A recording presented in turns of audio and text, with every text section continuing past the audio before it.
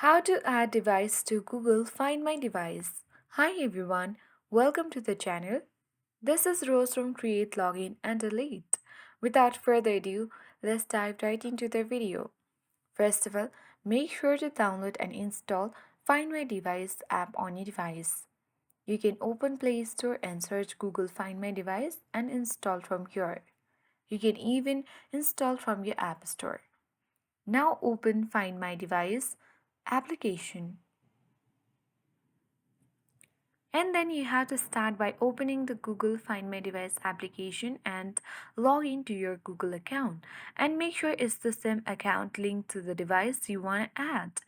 After that, you can easily navigate to the settings within the application and make sure the Use My Device option is enabled.